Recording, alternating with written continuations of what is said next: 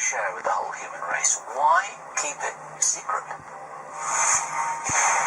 We decided to reach out to David Wilcock, a writer and researcher into UFOs and ancient civilizations, who has inside information about the possibility of a secret Mars program. Among his contacts are insiders directly involved with the so-called Montauk Project, a secret program researching the very nature of space-time. Phase 1 began, I guess, in the early 1960s. Apparently what had happened was that they had an original seat from a UFO. The UFO had crashed, and they had taken the seat out, and then they had figured out how to set it up to a power supply. All the energy that's in the chair that's focused by the operator's mind is then sent into this antenna. And it's this sort of shimmering area, and then you actually go to wherever the person in the chair thinks about. So if he thinks about somewhere, then there will be a portal that opens up that actually goes there. It sounded like Wilcock was talking about space travel through teleportation. I asked him where he'd gotten this information.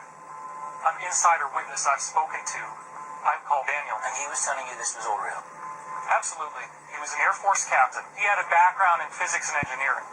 But was he saying that they used the chair to travel to Mars? Is this what he said? Yeah.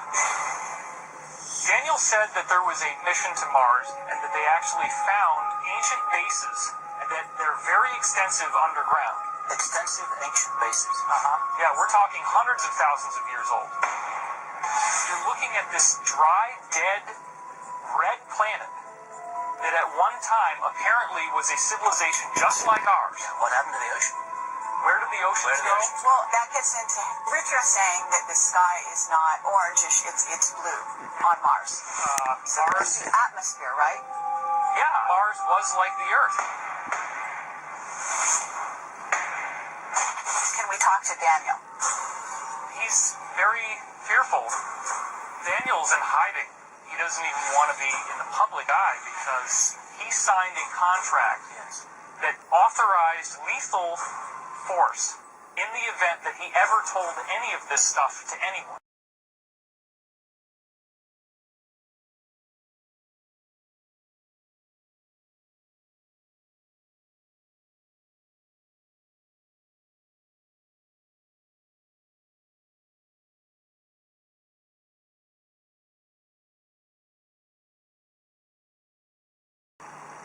David's story was incredible. Could a secret government space program really be teleporting people to Mars?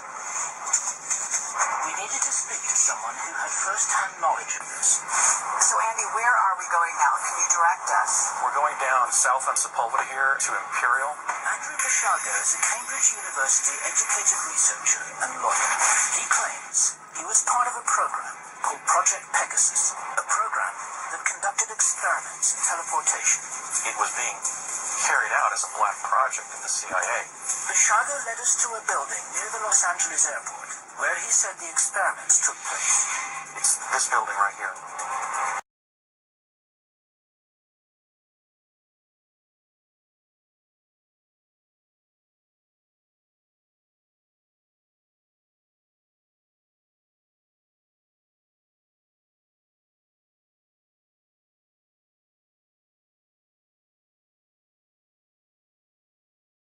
There's been a major facelift to the building.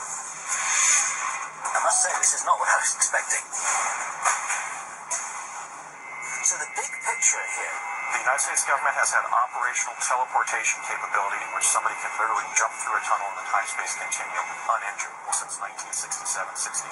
I'm sorry to interrupt you, but how do you know this? I took 2 trips to Mars.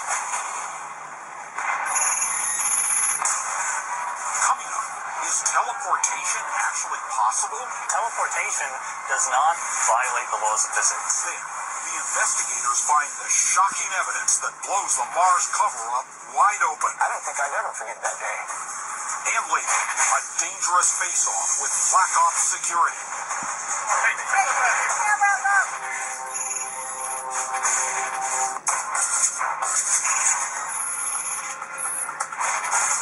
I must say, this is not what I was expecting. Harry and I were face to face with a man who claimed to have been sent to Mars, but he didn't get there the way we'd expected. I was 19, I was at UCLA. They put a CIA officer sort of in my life as a contact officer. I was asked if I wanted to go to Mars. I said, no, I don't want to go to Mars. And I finally said to him, why is it essential that I go? And he said, because the survival of the human race depends on it. What has the CIA got to do with interplanetary travel? I mean, why is the CIA involved with this at all? It was initiated by the United States Navy, ultimately organized around the Defense Advanced Research Projects Agency, or DARPA. But the thrust of it was gathering intelligence for the Central Intelligence Agency.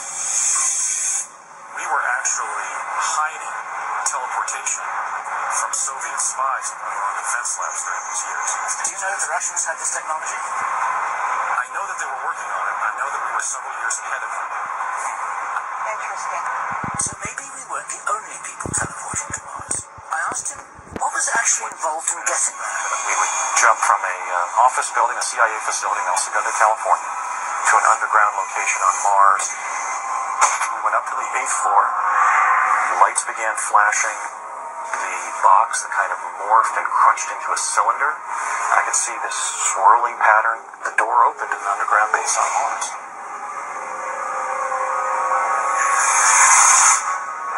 It looked like perhaps an underground cavern that the Martians had been using, that we had sort of built an infrastructure inside of.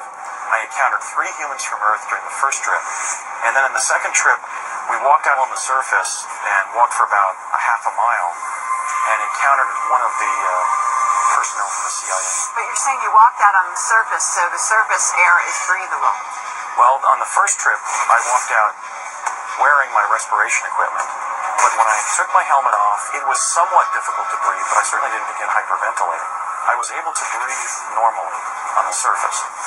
Was the sky blue? Yes, the sky on Mars is a pale baby blue.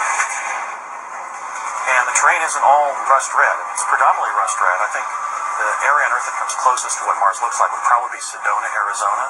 Bishago's description of Mars seemed credible, but his method of getting there, that was harder to wrap our minds around. If, say, you're teleporting from here to Mars, you've got a dynamic system that's moving around the solar system. Why do you pop out of Mars and nowhere else? I'm a lawyer and a writer, not a technologist. The science of that, I can't answer that. But clearly some form of hyperdimensional physics was involved because of the fact that it did do that. Since Andy couldn't explain the physics to us, we decided to speak to someone who could. Sean Carroll is a theoretical physicist, author, and university lecturer. He specializes in the Big Bang, dark energy, and extra dimensions. We reached out to him for some answers. Well, we're investigative journalists, and we're investigating hyperdimensional physics. Okay. Now, one of the things that happens is that we have people coming to us, sort of a little bit off record, some people call them whistleblowers, and we have heard from multiple witnesses that macro-scale teleportation is an established technology.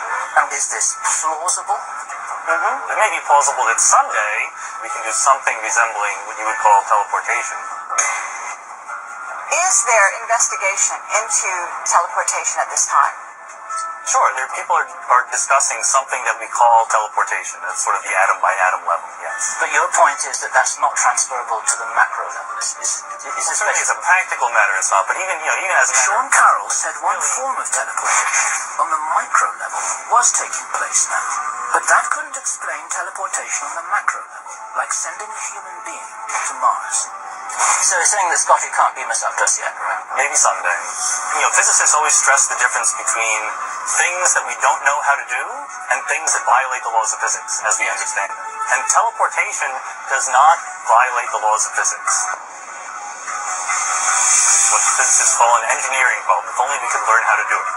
Sean Carroll had confirmed that teleportation was theoretically possible. I had one last question to ask him, one that might explain how it could be happening now.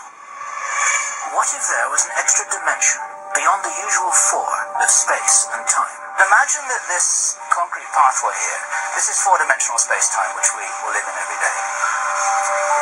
If there was a fifth dimensional wraparound, some people call it hyperspace, some people call it subspace, what mathematically would prevent stepping into that space, moving in that space, which doesn't take time because time's over here, and then reappearing in a different location in the world line?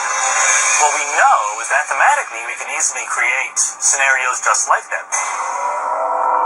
But to do anything like move a macroscopic person into an extra dimension would require far more energy and far more technological capability than we have now or will have for the next couple centuries at least.